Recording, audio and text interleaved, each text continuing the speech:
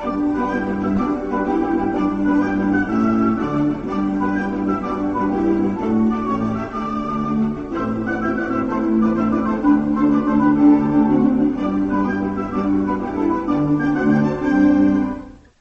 music which you have just heard is a signature tune. A signature tune is the music which you hear at the beginning of a radio or TV program. This signature tune is the signature tune of a radio soap opera called The Archers. The BBC described The Archers as an everyday story of country folk. It is about the lives of a farming family, the Archers, and their friends and neighbours in the fictional village of Ambridge, somewhere in the middle of England. The Archers is the most popular radio programme in Britain, except for some news programmes. It has been running since 1950, which means that it is the longest-running soap opera in the world. Originally, the programme tried to bring new ideas in agriculture to farmers, but it developed into a soap opera which appealed to townspeople as well as to country folk. Indeed, you could say that the Archers' signature tune is one of the authentic sounds of urban middle-class Britain. At 7 o'clock every evening, all over the country, people switch on their radios to listen to a news summary followed by the Archers. It is a very special time of day. Never, ever telephone an Archers fan between 7 and 7:15 in the evening. The Archers is not normally an exciting programme. Its characters are just ordinary people doing ordinary things. Of course, there have been some extraordinary moments. Older listeners still talk about the time in 1955 when Grace Archer died in a fire. And people of my generation remember when a pregnant Elizabeth Archer was abandoned by her awful boyfriend Cameron Fraser in 1992. But most of the time, the Archers' characters are just people living their lives in parallel to our own lives. Their problems are like our problems.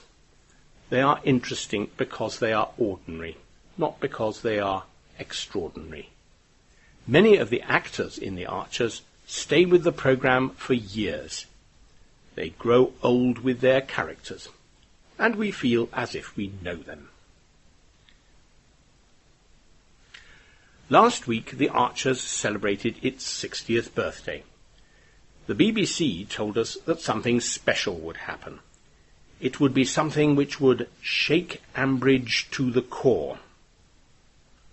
For weeks, the internet forums and chat rooms for Archers fans were abuzz with rumours. People assumed that one of the characters would die, or perhaps more than one character. After all, only a few weeks earlier, the TV soap opera Coronation Street had killed off several of its characters in a spectacular tram crash. People made lists of which characters they would most like to go, and how they would like them to die. So, what actually happened? First, Helen Carter had a baby, and second, Nigel Pargeter fell off a roof and was killed. A lot of Archers fans are not happy. Helen Carter is an odious egotist who was on most people's death list of Archers characters. And Nigel Pargeter was a really nice man, and we shall all miss him. But most of all, Archers fans complained that this is small stuff. We were promised something which would shake Ambridge to the core, and all we got was poor Nigel falling off a roof. Coronation Street killed 3 characters in a tram crash. Surely the Archers could do better. Well, we will have to wait until we see what happens next. Helen Carter is still an odious egotist. Probably the new baby will make her even worse.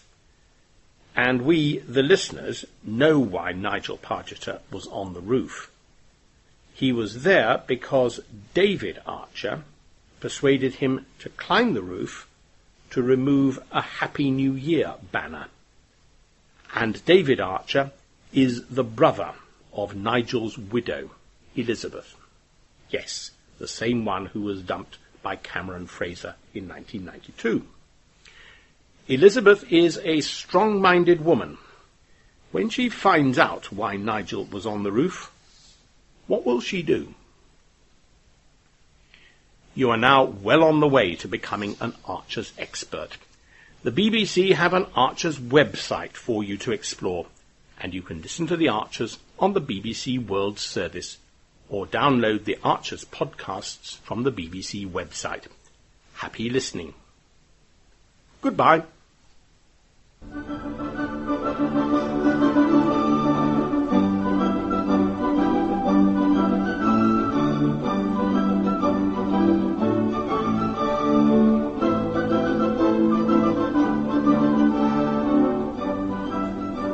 And tomorrow Jill tries to keep things going when we're back in Ambridge, 7:02.